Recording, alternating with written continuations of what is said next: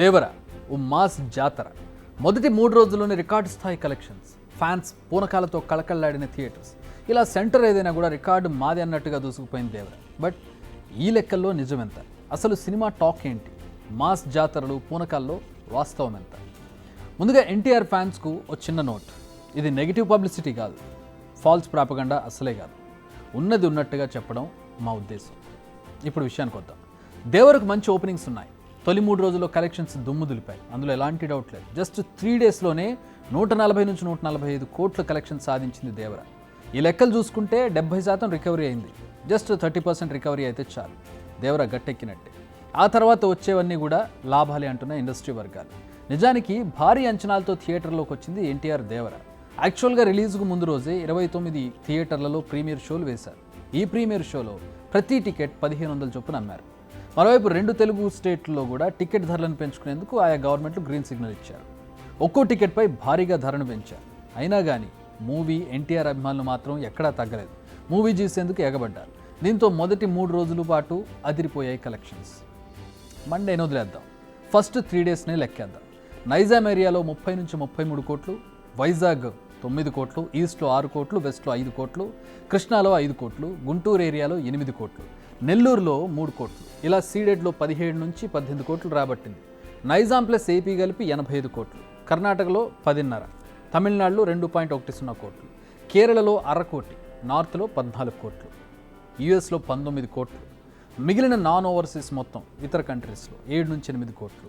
ఇలా ఉన్నాయి దేవర కలెక్షన్స్. అయితే తమిళనాడులో 8 కోట్లకు, కేరళలో 2 కోట్లకు కొనుగోలు చేశారు. అక్కడ మాత్రం డిస్ట్రిబ్యూటర్స్ ఇంకా బయటపడనట్టే. అయితే సోమవారం నుంచి అంటే మండే నుంచి దేవర కలెక్షన్స్ పడిపోయాయి. టికెట్లు తెగడం లేదు. బట్ ముందున్న హాలిడేస్ పైనే దేవర ఆధారపడి ఉంది.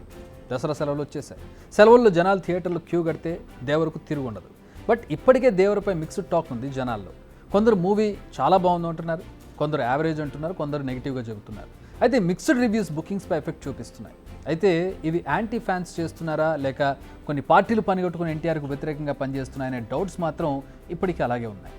అయితే ఇదంతా నాణ్యానికి ఒకవైపే. కలెక్షన్స్ గురించి ప్రస్తుతం ఫిల్మ్ సర్కిల్స్లో టాక్ నడుస్తోంది.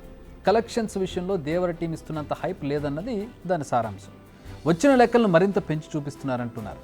వచ్చిన కలెక్షన్స్కు 30% యాడ్ చేసి చూపిస్తున్నారని తెలుస్తోంది. నిజంగా మూవీకి అంత మంచి టాక్ ఉంటే మండే వచ్చేసరికి కలెక్షన్స్ ఏకంగా 20 నుంచి 30% ఎందుకు పడిపోయాయి? థియేటర్ల నుంచి ఎప్పటికప్పుడు లెక్కలు తెప్పిస్తూ ఉన్నారు. సోషల్ మీడియా నుంచి మాత్రం ఆ లెక్కలను బయటకు రిలీజ్ చేయడం లేదు. ప్రతిరోజు తమకు కావాల్సిన నెంబర్స్ను జనాల్లోకి పంపుతున్నారు. ప్రస్తుతం అవే మనం చూస్తున్నాం అనే ప్రచారం అయితే టాలీవుడ్లో జరుగుతోంది.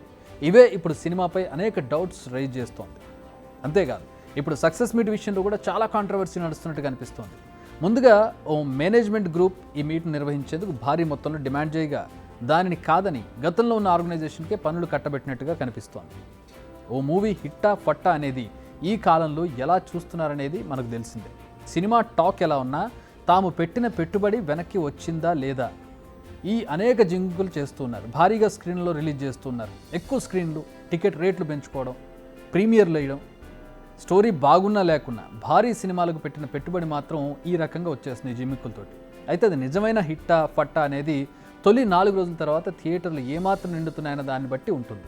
ఇప్పుడు దేవర్ విషయంలో 4 రోజులు అయిపోయాయి. మరి ఓసారి బుక్ మై షో ఓపెన్ చేసి మూవీ పరిస్థితి ఎలా ఉందో చూడండి, మీకే అర్థమవుతుంది.